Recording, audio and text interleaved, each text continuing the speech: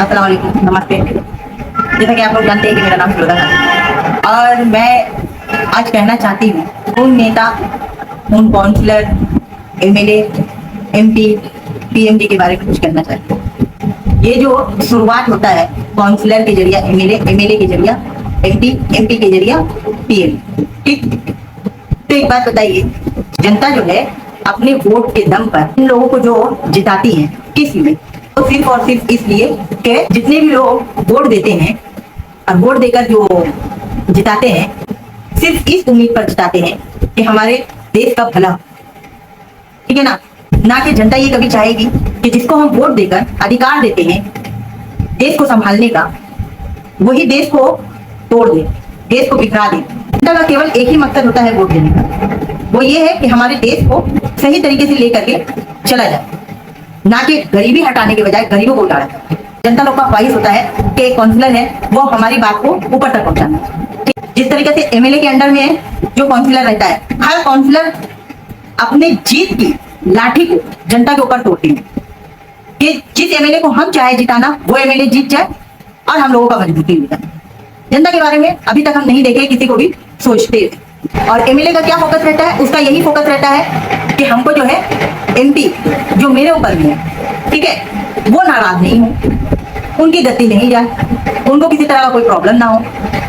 वो एमएलए जो रहते हैं सारे काउंसलर के जरिए जनता का वोट लूट कर एमपी को जिता देते हैं। जनता का उम्मीद एक ही जगह टिका रहता है कि लोगों का भलाई हो और हमारे देश का भलाई हो। लेकिन होता क्या है, जब जनता वोट दे देती है, ये लोग एमपी एमएलए, ठीक है, काउंसलर का सीट जब पा देते हैं और सीट पाने के बाद जब ये लोगों को लगता है कि हमसे भी ज्यादा पावरफुल कोई पार्टी है, ठीक है, तो जनता का वोट सारा गया भाड़ में। उसी जनता के वोट से जीत कर जो अपने सीट पर राज करते हैं वो फटाक से चेंज होकर के दूसरी पार्टी में ज्वाइन हो जाते हैं। ये कैसा राजनीति है बताइए? जनता ने वोट दिया, क्या सोचकर वोट दिया? इस पार्टी को ही हमको जो है जिताना है। उस पार्टी के दम पर जीतने के बाद जिसको जनता चाहती है कि ये पार्टी आगे बढ़े, लेकिन उस पार्टी पर जनता ने जो अपना दांव लगाया और अपने आप को जो है महसूस किया कि ये इस पार्टी को अगर हम जिताते हैं तो यहाँ की जनता महफूज रहेगी, ठीक है। हर जगह अपना एक एक टारगेट रहता है, हर इंसान अपना टारगेट को लेकर के चलता है, ठीक है ना।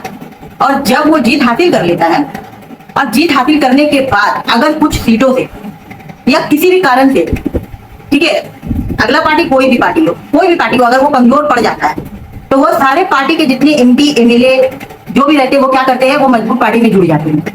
जीता किस पार्टी से? वो जो जुड़ा है दूसरे पार्टी में जाकर, वो किस पार्टी से जीता है? जाहिर सी बात है कि जिस पार्टी से जीता है उस पार्टी का नींव ले लिया है, तो ये लोग मजबूत पार्टी में जाकर के ज्वाइन हो गए, ठीक है बात। आप लोग ज्वाइन हुए, लेकिन जनता के लिए आप लोग नहीं ज्वाइन हुए, जनता की ख्वाहिश के लिए नहीं ज्वाइन हुए।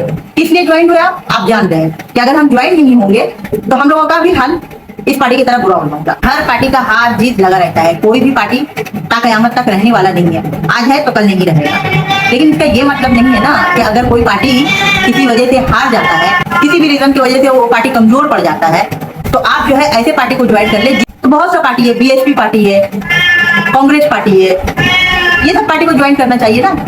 एक चीज हमेशा याद रखिएगा, कभी भी किसी का भी उरूज कयामत तक नहीं रहता है। सूरज चांद को जब ग्रहण लग सकता है, कुछ भी हो सकता है, हार जीत लगी ही रहती है। लेकिन भाई ये देखो ना कि किसके जीतने से किसके हारने से जनता को जो है नुकसान नहीं है।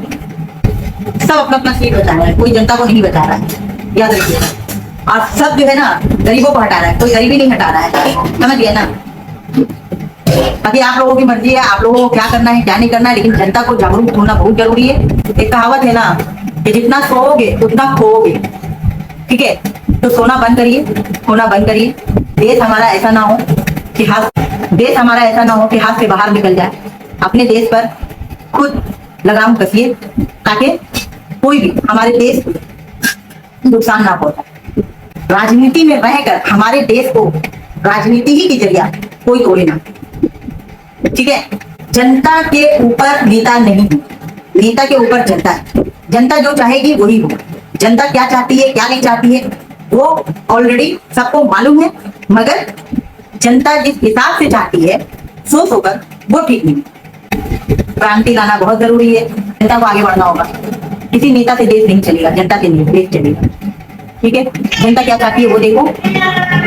एमएलए को जनता बनाता है, काउंसिलर को जनता बनाता है, एमपी को जनता बनाता है, पीएम को जनता बनाता है। फिर जनता के ऊपर में ये सारे जो है चढ़ कर क्यों रहता है? ये सवाल जनता को पूछना चाहिए।